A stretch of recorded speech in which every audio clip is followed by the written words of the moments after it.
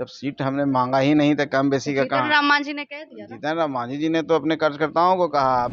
हम राष्ट्रीय अध्यक्ष हैं, हमारे नेता हैं आदरणीय श्री जीतन राम मांझी जी। उनका बयान अपने आप में बहुत बड़ा उनका एक राजनीतिक आधार है। और आज से नहीं, हम आज भी कह रहे हैं ऑल इज वेल है। हम कहाँ एनडीए से कोई डिमांड थोड़े की हम बात कर रहे हैं। जब सीट का बंटवारा होगा तो एनडीए में बहुत शांतिपूर्ण ढंग से सीट का बंटवारा होगा।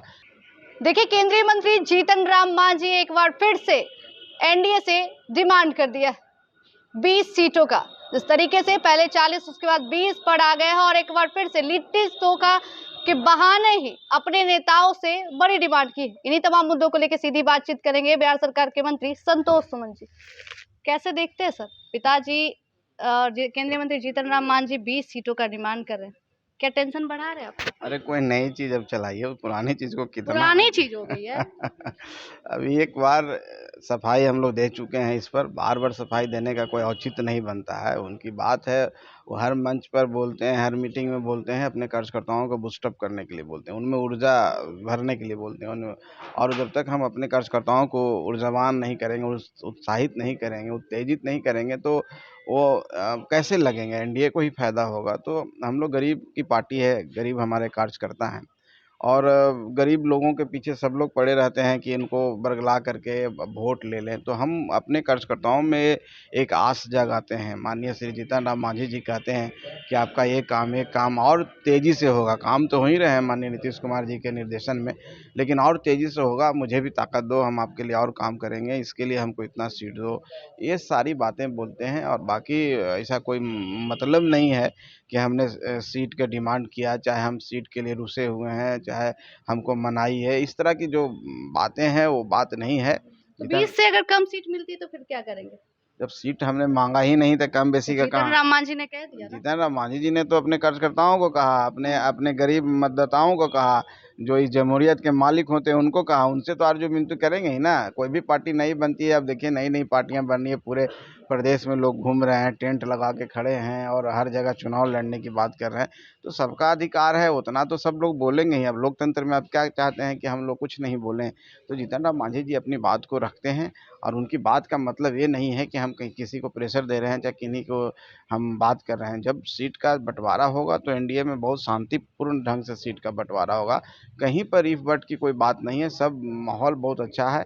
हम लोग सब मिल के काम कर रहे हैं। एनडीए के सारे कार्यकर्ता अभी मिल के काम कर रहे हैं। ग्राउंड स्तर पर हम लोग की तैयारी चल रही है। हमारे प्रदेश अध्यक्ष सभी जगह जा करके सम्मेलन कर रहे हैं। हमारे प्रवक्ता ज्वाइंटली सब जगह प्रेस कॉन्फ्रेंस कर रहे हैं। हमारे जो संयोजक बनाए गए एनडीए को भी काम कर रहे हैं। तो कहने का मतलब है कि एक बूथ की अगर बात करें तो एक बूथ पर 5 कार्यकर्ता पांचों पार्टियों के रहेंगे। अब सब मिल करके उस बूथ को जिताने का काम करेंगे। तो एनडीए तो इस स्तर पर काम कर रही है, तो कहाँ सीट बार बार फिर जीतन राम मांझी को क्यों डिमांड करना पड़ रहा है? ना डिमांड नहीं करते हैं, बार बार याद दिलाते हैं अपने लोगों को कि आप लोग तैयार रहिए, चुनाव आने वाला है।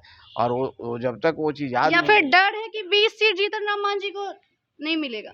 डर किस बात की रहेगा? जब इस रण क्षेत्र में निकल चुके हैं तो मरने से कोई डरता है क्या?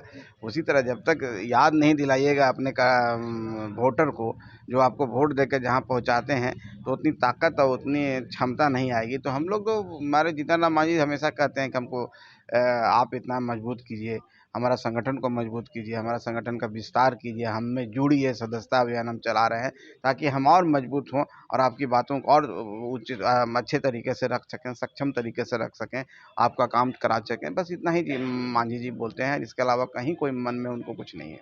कुछ मन में नहीं है? कुछ नहीं।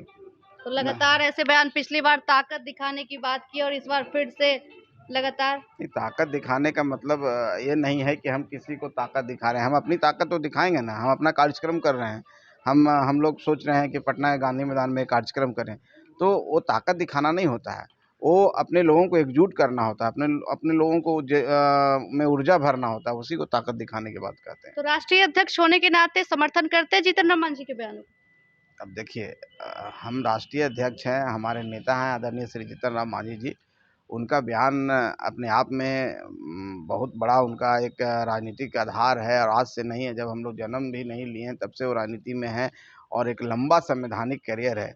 उनकी बातों को हम लोग कभी अवहेलना नहीं कर सकते हैं और कोई भी नहीं कर सकता है, क्योंकि जितना बड़ा आज उनका राजनीतिक समय उन्होंने बिताया है राजनीति में, तो हर बात का अपना एक मतलब होता होगा, उसको डिकोड करते रहिए आप। लेकिन अब पिछली बार तो आपने अलग बयान दिया था, क्या दिया था?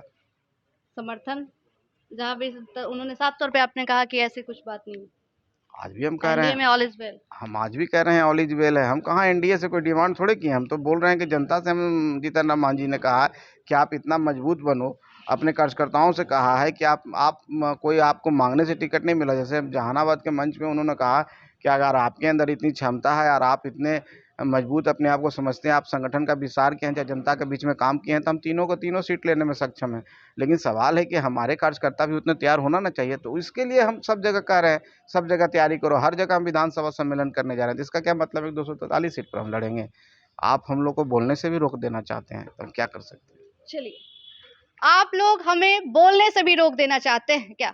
जिस तरीके से जहां जीतन राम मांझी बार बार अपने कार्यकर्ताओं से बात करते हैं, अपने समाज से बात करते हैं, लेकिन कब तालमेल बैठता है? क्या सीटों का बंटवारा में जिस तरीके से 20 सीटों की जो डिमांड हुई है, वो 20 सीट मिलेगी या फिर कुछ और होगा, ये भी देखने वाली पूरी बात होगी। फिलहाल देखते हैं। मनोरमा ग्रुप, जो सोचता है वो करता है। ये लो मुंह मीठा करो, आज मैंने अपना जॉब छोड़ दिया, अब हम पूर्णिया वापस जाएंगे। जॉब छोड़ दिया है? मतलब ये घर कैसे चलेगा? हम करेंगे क्या? और माँ बाबूजी क्या बोलेंगे? इसलिए मैं एक और मिठाई का डब्बा लाया, अपने बिजनेस के लिए लोन अप्रूव हो गया। अरे लोन अप्रूव हो गया वो तो ठीक है, लेकिन पूर्णिया में हम रहेंगे कहाँ? अपना घर भी तो नहीं है वहाँ। इसलिए तो एक और मिठाई का डब्बा अलग से लाया हूँ। हमने पूर्णिया में घर ले लिया है, पूर्णिया के ई होम्स पैनोरमा में। पूर्णिया में पैनोरमा ग्रुप लेकर आए हैं ई होम्स पैनोरमा, बड़ा घर, आलीशान जिंदगी और अत्याधुनिक सुविधाओं के संग। अरे अरे, अब क्यों मुंह मीठा करवा रही हो? क्योंकि हम घर वापसी जो कर रहे हैं। घर वापसी की खुशी पूर्णिया में ई होम्स पैनोरमा के संग। ई homes panorama, luxurious lifestyle redefined.